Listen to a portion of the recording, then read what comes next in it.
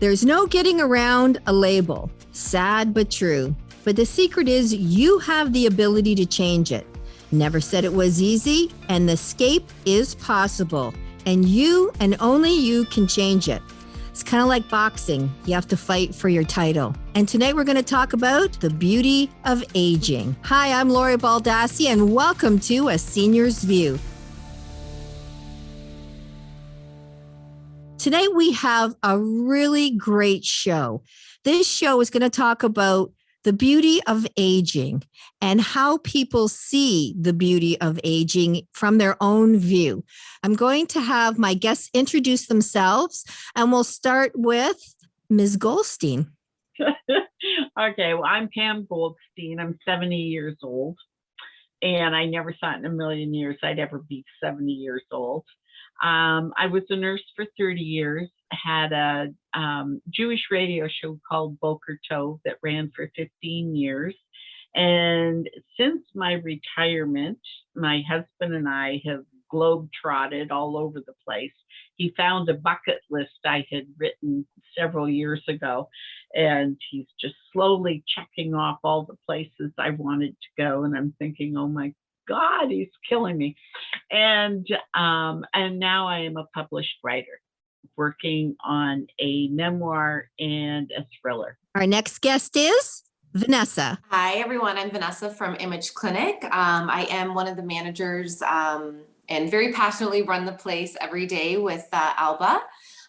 We are known in the South Windsor area. We do a variety of treatments from, skin treatments, from laser to Botox fillers, rejuvenation, facials, all types. So I definitely work on a daily basis with a variety of age groups, a variety of skin situations. So I'm definitely looking forward to giving a little bit about what we want to talk about on today's show, just so we kind of learn a bit more of beauty at any age. So thanks for having me.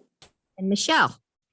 My name is Michele Colwell, and I am the Senior Vice President of the Good Life Fitness Clubs. I have worked in the fitness industry for about 34 years, ranging from when I worked in the clubs to traveling across Canada to, develop our company and expand it, written programs for people. And today I run the personal training department for the Good Life Fitness Clubs with approximately 2,000 personal trainers and 200 managers. And I have watched the fitness industry change quite a bit since I was a young girl. I actually witnessed the first treadmill and life cycle in the Good Life Fitness Clubs. I come from the era where people wore leg warmers and thongs, but I'm still very passionate about helping everybody just move a little bit more, because as a young child, I somehow put two and two together, that if you move, you feel good and you're happier. And so I just really love sharing that passion. Well, thank you. And that brings us all back to the myth or the label of being a senior. And when you think of a senior, you think of someone with a sedentary lifestyle that is removing themselves from society, when in reality, a senior now is completely different. These seniors are changing that attitude. Absolutely. So Michele, let's talk about you. You say you've been in this business since the Jane Fonda workouts and the aerobics. So as someone wanting to change the label of who they are or what they are, they always start with, well, I'm going to work out. What would you say to somebody that says, okay, I am a senior and I'm going to start working out? What would you suggest they start with? Well, first off, I would always make sure that the person has had a recent medical exam, just to make sure they know if there's any issues they have to work around. And if they're open to go to a health club of some type, I would really encourage them to hire a coach, because the coaches today are much different than years ago. Mm-hmm. They start you off slow. They make sure that your program is safe, and they progress you bit by bit. But if that's not your passion, then my biggest advice is for people to do something little every day, even if it's Mhm. 5 minutes. They say the way you develop a habit, a new one, it doesn't matter if you've never started, is to do 5 minutes a day, even if it's walking to the corner and back, just walking. And then you would add to that after a week of walking 5 minutes, you might do 6 minutes, starting off really slow and letting your body adapt and your mind adapt. And you can actually do videos now. Like the newest thing, which is what happened during COVID, is we became very virtual. So people who are too scared to try can now just turn on their phones, their computers, and do 5 minutes of a class, whether it's something like yoga, whether it's just marching on the spot or weight training. You could do 5 minutes and then 6 minutes and see how you feel. But my biggest advice is don't go too fast, too hard. See, so what advice would you give someone like me who, like, I don't even do the Macarena at weddings? No, no. And I have to tell you, I just don't like working out. I just don't like it. I would like to pay someone to work out for me. Sure. I have a treadmill that's awesome to dry sweaters. That's all I can tell you. Mm.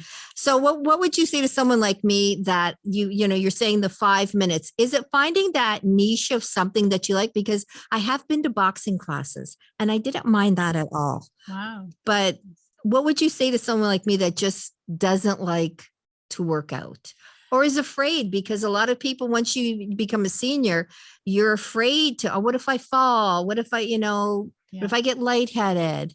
What would you say to that? It's interesting because see, as a child, I associated pleasure and feeling good with exercise. Okay, that's wrong. But many people actually had a negative experience. Mhm. So before even exercising, you have to think, how could I do this where it's a positive feeling? I'm not afraid of it. How could I do this where I like it? And Mhm. yes, it's great that you like boxing. So you have to try different things. So the pleasure of it Mhm. outweighs the pain in your head. And that's why exercise starts in the head. It does. There's a lot of room in there, so I should be doing okay. People like boxing and some people like walking, some people like curling, some people Mhm. like tennis. And it's like the whole point is just to get moving. You have nothing Mhm. to prove to anybody else. It's all about you and Mhm. feeling good. What are the benefits of if you start to even the smallest increments? So I could write a book on that. But the number one thing is it increases your endorphins. So you're happier. And when you know you're doing something good for your body, then you feel better about yourself. And then you spread that to other people, right? And then you're going to, I'm the biggest advocate, and I will always say this. I always push weight training, especially for women, because of our bone density, because we need to keep our strength, and men equally. So there's so many physical benefits, preventing disease, but I think being mobile for life is the number one thing. I'm 55. I have to have a hip replacement. I've done tons of exercise, but I will do that. And I will do the rehab because I want to move. I want to move with my daughter. I want to be able to do my own groceries. So I think mobility is number one. I think happiness comes from moving, to be honest with you. Vanessa, we've talked about the physical aspects of making yourself feel better. And at Image Clinic, what do you say to a client that walks in and says, I just want to look better. I want my insides to match my outside? That is a great question. So I think one of my favorite is when someone does come in fresh to all of this. They always ask me, am I too late to be starting? First thing I would say, you're never too late. And then the second thing I always ask them, I hand them a mirror and I say to them, okay, when you look at yourself every morning, what is it that you want to see more of? Or what is it that you perhaps miss about your skin, right? Because we naturally will go through that aging process. I'm sure, and I always say it's genetics. It doesn't matter what age you start to see things slowly kind of get up, your laxity goes a bit and then a couple other things go a little bit downhill, but that's where, wanting to kind of be ready to invest in yourself. I find that's where at Image Clinic, we're able to have fun and customize that. It's whether you want to go the more natural route, whether you want to go maybe with a little bit more of the help with the fact that we have things like Botox and fillers these days. I love to customize to each and every individual because everyone at a certain age has their own reasoning of what they're wanting to get into, right? So I have had a client today specifically say, no needles. You know what I mean? I don't want any of the needles. I'm 55. I'm starting to see, especially through COVID, the effects that it took on myself and my skin. I'm ready to get back to my routine. What would you suggest? And I literally just created a plan for her. We scheduled her for, a series of treatments that we're going to go the more natural route, and everyone's results are always different based on what they want to see, truly. And we are in an age now that men go for facials now too. Yes. Tell us about your male clientele. What do they ask for?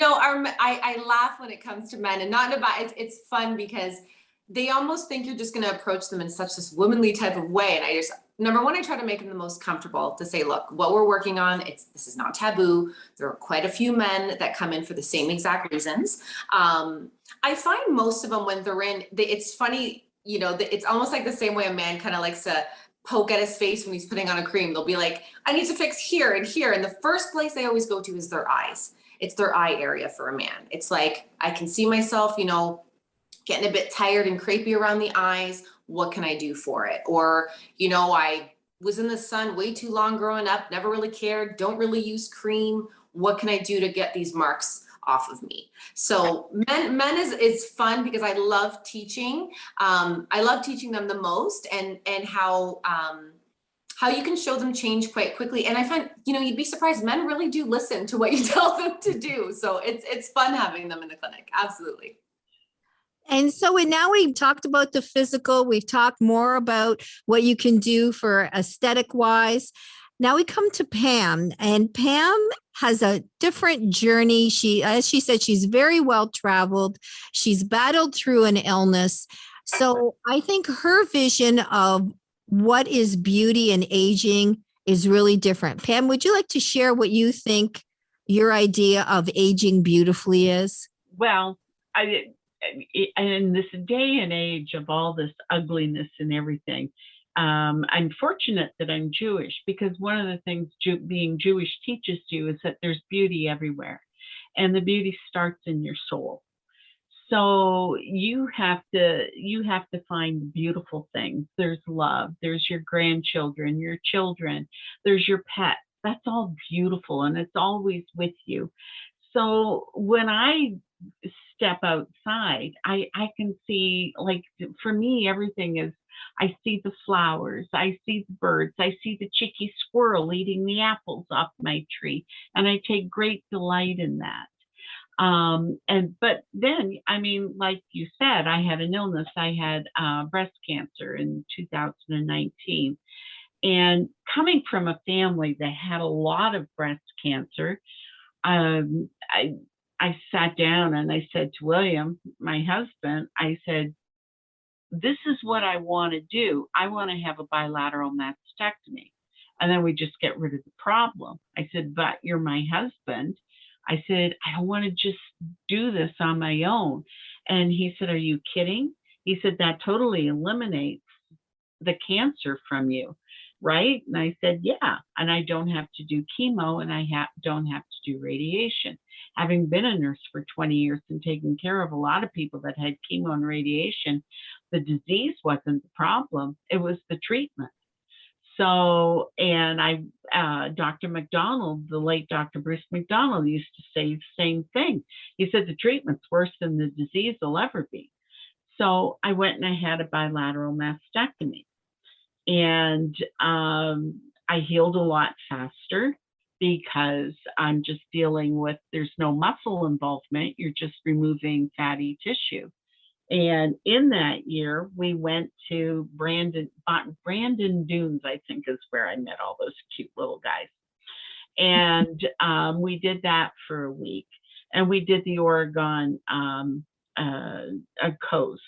Then we went to Hawaii, Australia, New Zealand, and then we caught a cruise, a sailboat in Tahiti, and we sailed all around the Tahitian islands. Then we went to Naples, and then we went to some other place. And so here I am 3 months post, I was 6 weeks post-op, and William and my sons are pulling me on the airplane with a wheelchair. And I talk about a humiliating experience. And I went, oh, no, this isn't going to happen to me again. So, and there I recuperated. And like Michele said, I started by walking. Here's my place. I had to walk up a hill to get to the restaurant, and I couldn't do it. The first 3 days there, I couldn't do it. I couldn't even make it a third of the way. It was like, oh my God, I'm going to die. And then all of a sudden I had these heroes that said, you can do it. Come on, we're going to get you up there. And by the end of that 5 or 7 days that we were there, I could make it up the hill. So I went, okay. And in Hawaii and Australia and in Tahiti, I went back to swimming. I've always been a swimmer. And I got back up to where I was swimming my 2 miles a day. And because I'd been doing it for so long, there it was. I could do that. And when I retired, everybody said, oh, you're going to be so bored. I've never been so busy in my entire life. I had the radio show. I had a Jewish radio show called Boker Tov. It was an international award-winning show for 15 years. So when I got tired of doing that, I'd also taken up writing. Well, now I've been published, and I can't even remember how many books like Chicken Soup for the Soul that I've been published. And now I'm writing my memoir because I had taken care of a lot of Holocaust survivors. So my attitude is just go for it. Like, like I know, Vanessa, you're talking about Botox and everything, but I sit there and I go, you know what? I've earned every single wrinkle and every single scar I have. And this is who I am. I'm 70 and this is who I am. And I'm loving every second. And all I have to do is look out a window and see a bird or something. And I go, yeah, you know what? Life's good. This is a good place to be. So Michele, we're talking with Pam, you willed yourself to get better, to take that step. Michele, have you seen people who have like gone from, not being able to last 5 minutes on a treadmill to now they're a regular, and now they're really, have you seen that metamorphosis of people do that? Absolutely. Over and over? Like when you called me, you're like, what do you think's beautiful when you see physical fitness? I worked in the clubs for years, and I just always thought the people who had a broken arm, they were in a wheelchair, they just finished, like you said, radiation, chemo, and they just did what they could. And now 10 years later, like I've been there a long time, 10 years later, you can't even believe it's the same person. Like there was people, they just couldn't even move out of bed. There's someone very close to me who also had mastectomy twice. And it actually made me want to exercise even more because I saw them bedridden. They had a hysterectomy, a double mastectomy, and chronic fatigue. So for 10 years, you would have never thought they would make it past 60, but they just did what they could. They started walking like you did. And before they know it, they're like a new human being just because they took a few steps. Tons of transformations. Vanessa, tell us a little bit about transformations you've seen from just taking care of your skin, or even, I know, the ugly, quiet word, Botox or fillers. Yeah. I personally, whatever makes you happy. Yes, I'm the same way. Yeah. So tell us about transformations that you've seen where people are aging, they're aging beautifully, and this is helping. And even just to touch base quick on what the ladies have just said, I mean, getting to know our clients and getting to know what perspective they're coming into when they're walking through our doors. I've had women that have, you get to know, it's like you're their therapist, just like being at a hairstylist, right? You get to know each other so well, and you hear their life stories, you hear their battles, you hear their ups, their downs, perhaps in a marriage too long, that their confidence was always held back or whatever it may be, to see that they're finally, and my favorite thing is when they say is, I'm ready to do this for myself. Yeah. And that for me is, I love it. And in my head, I'm like, you go girl. Like, it doesn't matter if it's the smallest of just coming in for a facial once a month for yourself, to things like Lori mentioning, getting into your injectables. Because for me, and like anyone would know, is that your injectables are truly your instant gratification. It's like, I want to see it now. I just want a quick change. I've heard about it all these years. I'm ready for it. But truly to say, when I watch Alba, have these women that will come in and let's say, late 60s, early 70s, and they're coming in and they're saying, okay, I'm not expecting you for this to be like a facelift, but what can you give me just to make me feel I once had that volume like I did, right? And to see what she can do in just a few little pokes here and there, it's like, wow. And just these women will truly sit there and they'll tear up. It's almost like they didn't even know themselves that they could look like that again and feel good looking in the mirror, right? Because we all have what makes us happy, what makes us feel good. And I find the transformations I've loved the most too is the ones that have said to me in the past, Vanessa, I wouldn't even look in a mirror. I'd walk by and I just kind of lost myself. I didn't care to look anymore. It just didn't matter to me. And now they're like, you have me on the proper skin routine that I'm enjoying. I'm seeing the results, or coming in here makes me just feel like it's like my escape. And I love, the treatments that have been, skin tightening, microneedling, things that are more naturally done. And they walk in with this glow to their skin. I mean, well, we can see with these masks on, of course, but, and they're just like, from the moment they walked in to now, they're just so different. Like their whole aura and their vibe changes. And I love seeing that, because I try to stress so much to the younger generation. Take care of those little habits now, because, you don't know how life hits you. I mean, look at Pam's stories. Look at the stories, that we've all heard around us. It's like, you never know when life can hit you and hit you hard. And I just find if you just always have that bit of self-care, bit of self-love, whether it's go to the gym, travel, get a skin treatment done. If it's meant to make you feel good, don't shy away from it. Go and do it, Yeah. So that's Have you had clients come in where they've over Botoxed, or when is that line where you say too far? Like you don't want them to look like the Joker. Yeah, it's funny. That's even a hard question to answer, because you try, and this is where Alba and I will kind of sit down together, because she's your injectable, I'm more skin. And there is situations where, again, your own word and your own work is there. That person will say, oh, I went to Image Clinic. I was at Image Clinic. And we've had a great reputation for the last 7 years. We truly work very real. So if and when you get to know us, we are very, I don't want to say blunt, but we just keep it so real that we're comfortable to be like, hey, you know what? Truthful. Bit too much, Yeah. but let's maybe go this route now. Or we see you love this. However, we don't want you to start looking, it's how you word it truly. Because I find in this type of society where, everyone is so in their head about beauty in the social media world and everything we have around us, that it's like this perfect person we're supposed to look like. I don't want to see that on everybody. We're not in Hollywood. We're your everyday humble type of city. Like, even my mom, she's 61. She is perfect at 61 for me. I don't want her overdone. And she has a little bit of everything, and, I love when she's at the clinic, because I will introduce her to our clients and say, yeah, they're like, you are 61 years old. And it's like, absolutely she is, but she looks appropriate for 61. Not trying to look too much. And like you said, Lori, there is a fine line.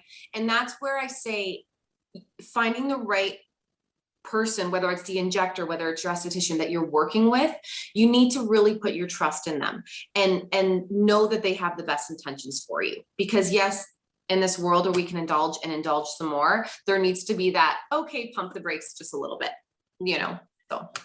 I remember growing up, and this is like many years ago, right back in the 60s, early 60s, everybody I know, every single girl I know had a jar of Noxzema.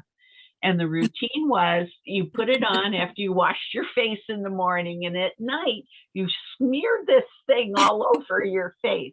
But my 5 best friends from then, none of us had wrinkles or any age spots or anything until we started turning into our later 60s. Now, I mean, I look like a prune because I'm always out in the sun. But I mean, for years, nobody knew how old we were. And so you said that you set a regimen for people. I firmly believe in that. Absolutely. Well, for me, I always tell my clients, and it's funny that we have Michele here, is like, I'm like the gym. You're just checking in with me. Your food is 80%, and you'd agree, 80% is what you're putting in your mouth, right, on a daily basis. And 20% of it is that workout routine. I am that workout routine for you. And 20% is that 5 to 10 minutes of skincare a day, twice a day, so that's where I always set my expectations. I get to know my client's lifestyle to say, okay, like, are you a person very much on the go? Are you retired now? What kind of time do you have with you? Do you travel a lot? Are you in the sun? Are you back and forth? So I get to know that, because my whole point is training yourself every day to take care of your skin. You are protecting what you are actually investing in. So it's worth when you're going to, go for that treatment, the next month, because you're seeing results, because you're making your own results happen. Right? You can't, I say, you can't just lift. My biggest thing is, okay, if you went to the gym one day, are you going to lose all the weight and get nice and tight? No. So everything does take time. Right? So I very much agree with that. When you stick to it, it works for you. What kind of advancements are you seeing coming in for skincare? Oh gosh, I mean, for skincare, it's been incredible. You see a lot of these plastic surgeons, doctors that have now come up. I've worked a lot with medical grade skincare, of course, because we are more of a medical grade spa. And just seeing, for me, it's the science behind it. I have tons of women that will be like, well, I've been using this for years and I've been using that for years. And my whole thing is that is wonderful. At least you're using something, but is that something giving you that change that you're looking for? Similar to lifting weights. You can't just lift the same weight every single time and expect yourself to build to a little bit more of change, right? It's alternating those products. It's, learning at what age is worth starting to get into things like a retinol, things like, your more effective, deeper serums. Looking into your ingredients is huge for me, especially if you want to see things faster. I find as women in a society, I mean, we want it now. We want to see results as fast as we can. So the changes from what they used to have to the ingredients that they'll put in now, I mean, it's amazing. Like you wouldn't see these type of glycolic acid creams at home, stronger strength retin-A's at home, what doctors can personally prescribe for their patients, right? So it's when you know how to work with it the right way, I mean, it's truly amazing what has come from, your old school drugstore brand to now being this, like, Dr. Obagi and, all these medical lines that you're like, wow, like look at their advancement. Look what these clinical studies show you, how it can change. And I have personally seen it. I had a client I will never forget in particular. She used this one growth factor serum that we used to carry. And she goes, Vanessa, she comes in one day, and I have to say she was probably in her about late 50s at the time, and wanting to get back to herself, gone through a little bit of tragedy with her husband passing and whatnot. And she just wanted to start off with just a good skin routine, just to feel better with herself, right? And she goes, look at my hands. And I looked at them and I went, oh my gosh. She goes, I pump the same lotion on my hand every day, and I grab it from this hand and I just rub it in. I don't wash it off. She goes, but look at the difference in my skin. And I was amazed by it. I'm like, that's just your hands. Can you imagine? And just seeing the transformation on her face, it's like, it works if you're being faithful to it. So very much advanced, I will tell you that. Pam and Michele, this is for you. How much does your mental health have to do with you moving forward to age beautifully? Oh, it's everything. It's absolutely everything. And like you have to know that you're here for so many years, and that God gave you this body. You have a soul, you have a brain, you have a face, you've got everything. And I intend by the time I get to my last day to have my body and my brain and everything completely used up. And I'm going to say, thanks. It was a great ride. And so I do anything. Like Miriam, my daughter, and I were talking about, we were in Kauai, in the Hawaiian Islands, and all the men in our group chickened out on doing the helicopter ride. And I looked at Miriam and she looked at me and we went, we're doing it. Yeah. And we got on the helicopter and off we went. And it was like incredible. It was also incredibly dangerous, but we kind of disregarded that. But, you know, and swimming in the waters with dolphins and manta rays and all of that. I mean, if you get that opportunity, don't be afraid. And I mean, one of the things is I don't have transplants. I decide the surgery to have the implants, to have breasts again after mastectomies is 10.5 hours. I stopped breathing and my heart stopped beating with the 5.5 hour surgery that it took to take my breasts off. So I went, here's a little thing, you know, I'm not going to have it. This is who I am. I've got 2 14-inch scars and that's going to be it because that's all I'm allowed kind of thing. But try and find a swimsuit. Now there's the rub. So, you know, and it's next to impossible to find swimsuits. And I actually had one lady, I was in a store and I said, I've had bilateral mastectomies. I need a swimsuit. And she says, well, here. I said, no, I don't have implants. She says, well, we have them that we can give you. I said, no, I don't want that. I just want a swimsuit. So I look presentable. And she says, well, don't you want to look like a woman again? Oh, And I said, whoa, lady. I said, you know, I'm going to be nice and I'm not going to punch your lights out. I said, but I am a woman, whether I have breasts or not. I said, you need to really think about what you just said because shame on you. yeah. Yeah. And I need to touch on that quickly. And this is aside from, for anyone listening to this podcast and thinking that it does take that to make you feel like a woman. And I will share my story with the entire world. I was the girl that thought needing more breasts was what made you feel beautiful. I was 4 years ill, like I cannot explain, with implants, and I have taken them out. And I have never felt more beautiful in my life, in my own body, than putting what I call that type of poison in you. Yeah. So I have never, like I said, every woman is beautiful. I don't care what her breast size is. And you do not need to add in anything like that to feel like a woman. And I literally almost compromised my life over it and saved 2 other of my clients for the same situation, not knowing, you know, am I going to feel good even after? I said, trust me, it doesn't matter. You love yourself even more. And they till this day still thank me. So good that you did not go through that and you were still a woman no matter what, for anyone listening. But I mean, what is more beautiful than watching a mother with her little girl and they're kissing and she's telling her a bedtime story, or watching a grandmother teach her grandkids how to bake cookies or something. To me, that's where the beauty is. Absolutely. I mean, I'm watching Lori with her daughter. I mean, it's gorgeous. You know, there's nobody more feminine and more beautiful than that.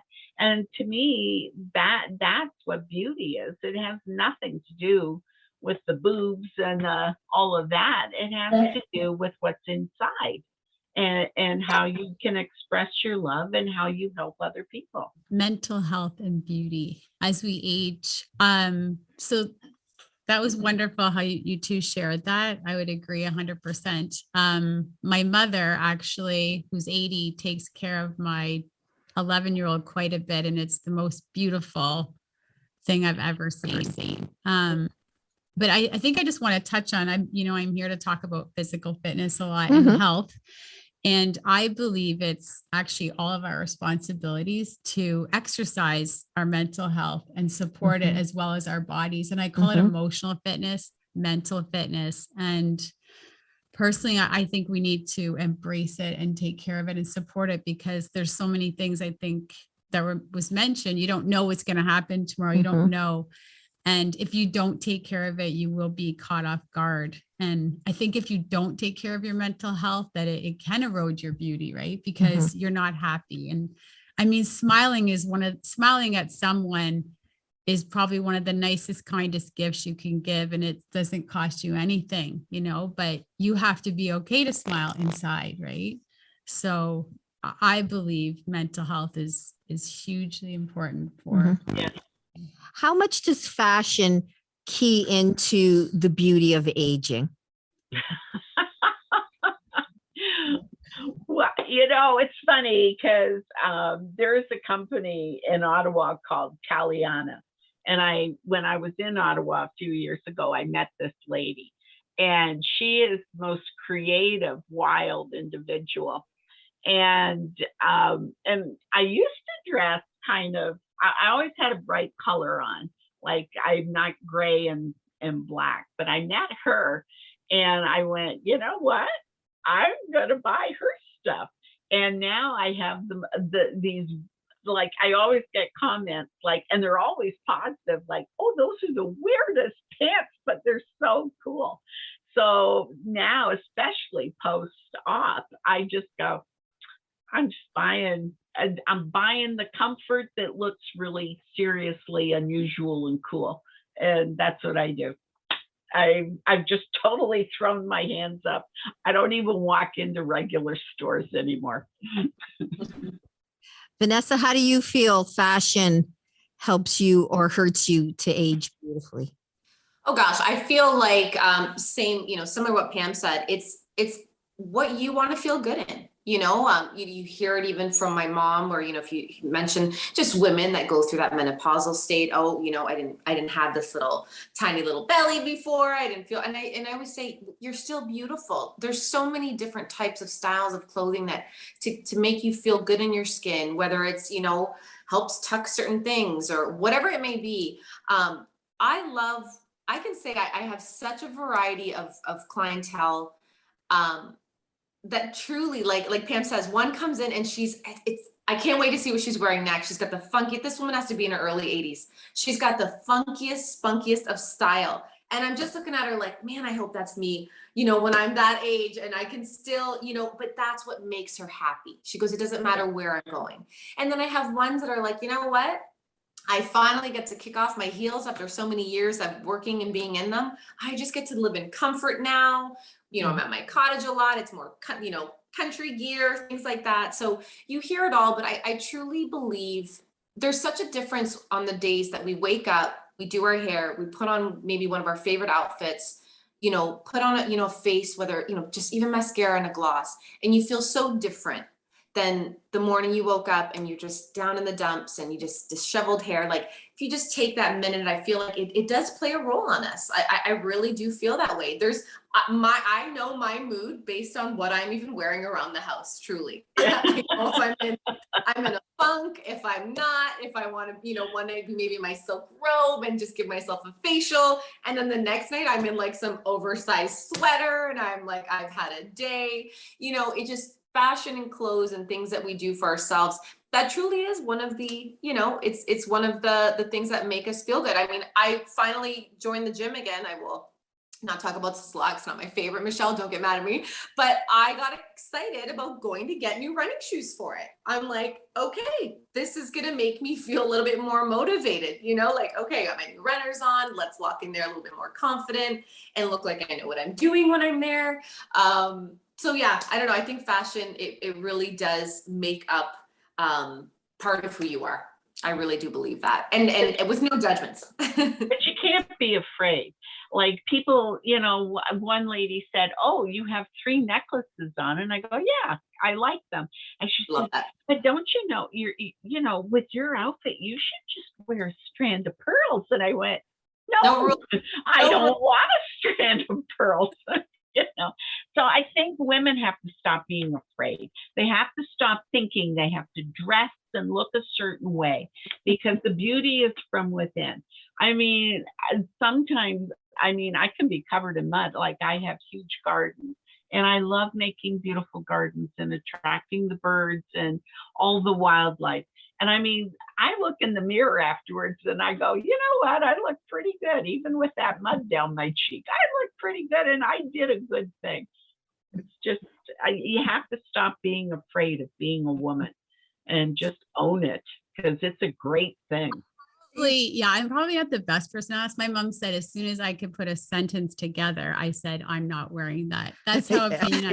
I will add that I felt with fashion and aging is I sometimes feel like it's your kind of uniform or costume to conquer whatever you're going to face. So on a Saturday, I have my, a hat on, a baseball hat, and I live in and I'm playing at the playground, but I'm 55, so I've had a few scary doctor's appointments. Mhm. I will purposely put on something nice and strong. The last thing I'm going to do is find out bad news in a pair of sweatpants and running shoes. Exactly. To be honest with you, with fashion, sometimes I use it to face and get engaged in the activity, Mhm. whether it's fun, serious. And I think it can make Couldn't it agree more.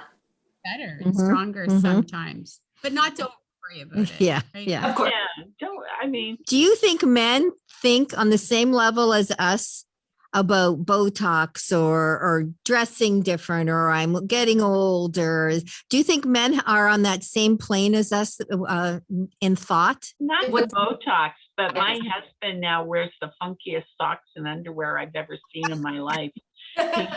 He's discovered funk, and he goes, this is like really cool. Where was this?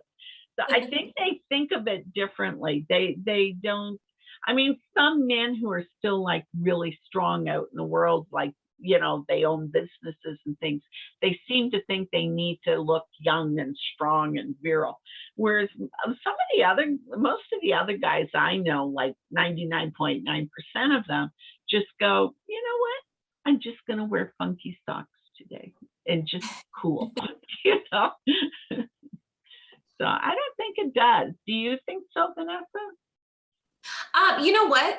I feel like you'd be surprised. I feel like the longer we've been doing this at Image, the more I'm starting to realize like men really do now feel a little bit more pressure on them. Yes. And their hair and it's true, like their hair is falling out, or, hey, like, am I able to maybe like tighten the skin up?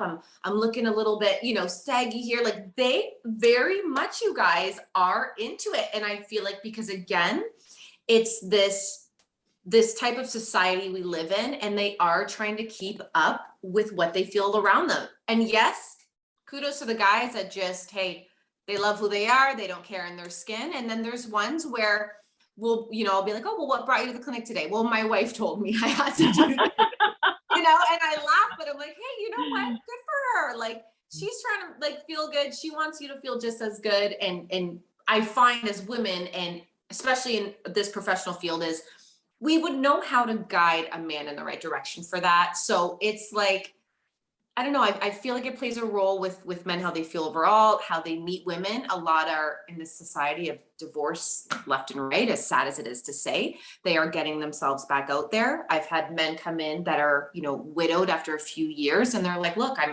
they'll tell me, look, I'm ready to get out there again. I just kind of want to, guide me where to start. How do I feel good about myself? And don't get me wrong, we get into the conversation about clothes too. And I'm like, okay, so you're going on a date. What are you going to wear? You know what I mean? Like, as much as I'm cleaning up his skin, I'm like, okay, you're going to glow here, but what are you wearing when you go? Yeah. So yes, I think it's fair to say men are into it. But to an extent. The pressure isn't on them though, I don't think, like it is on women. I think women have to be strong enough to stand up and say, I'm exercising, I feel good.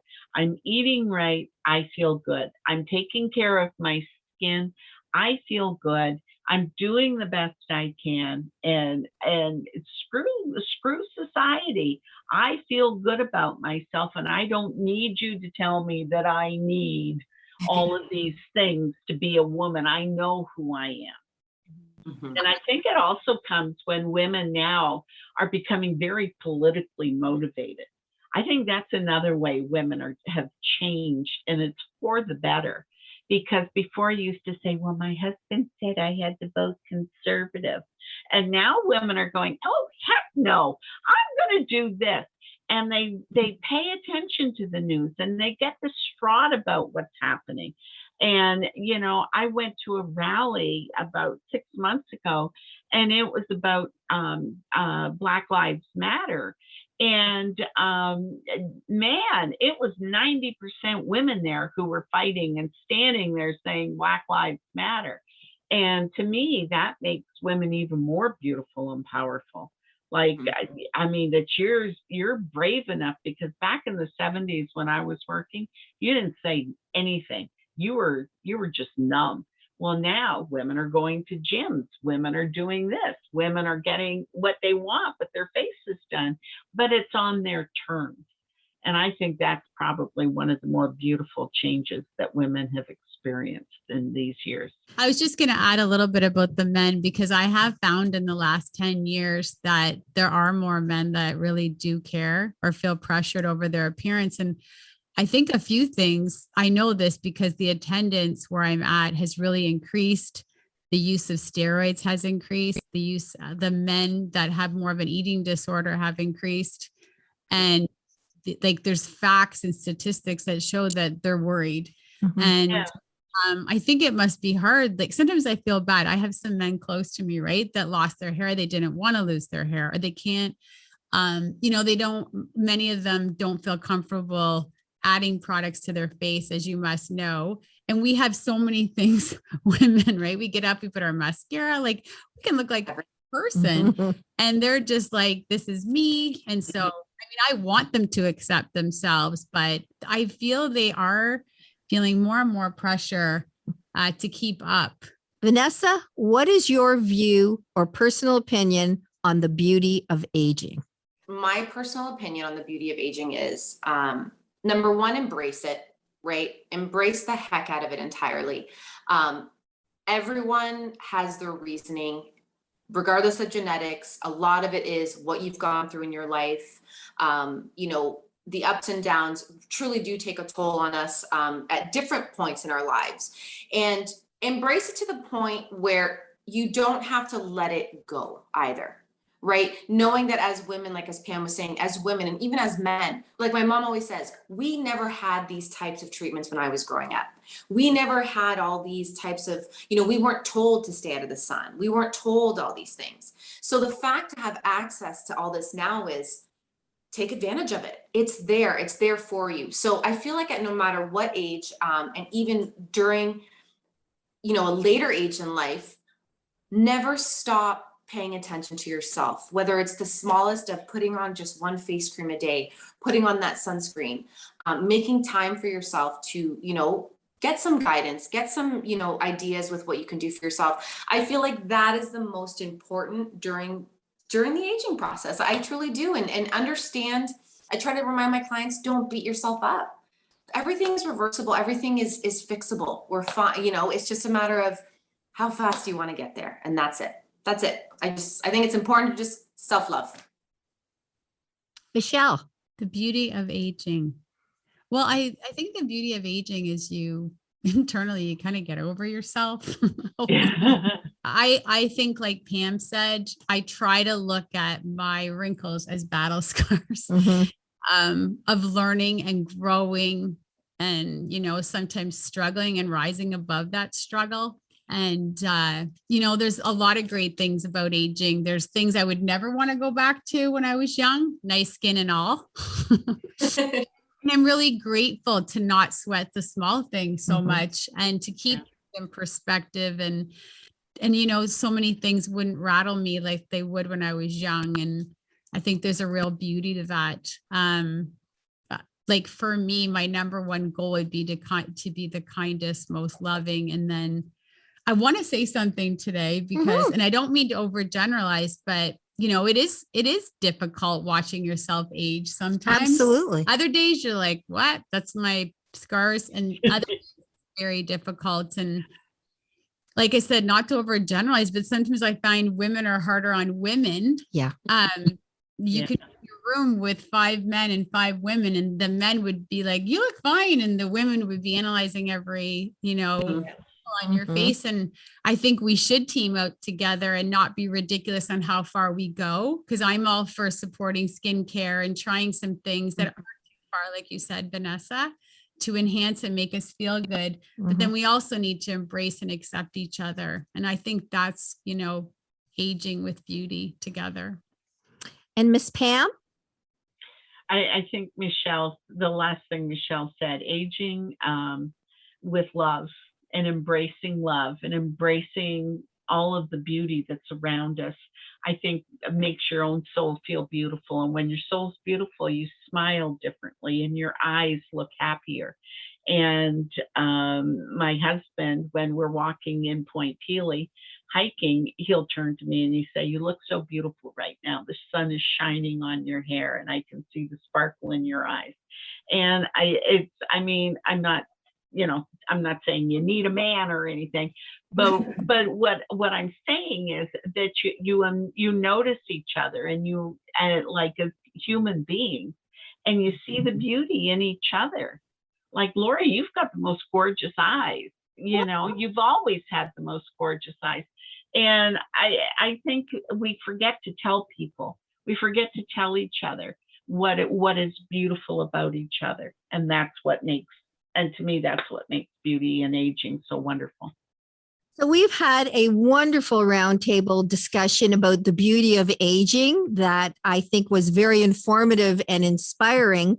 And I want to go back to what I said in the very beginning. And I'm going to put this I always end the show with a tip to the millennials.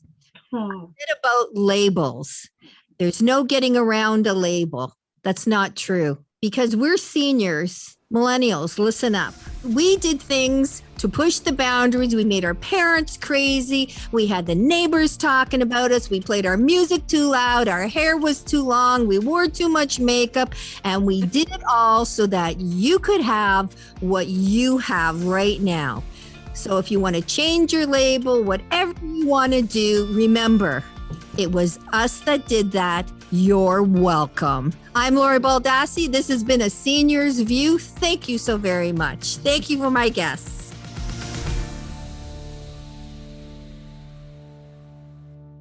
Production staff, Lois Rinlesbacher.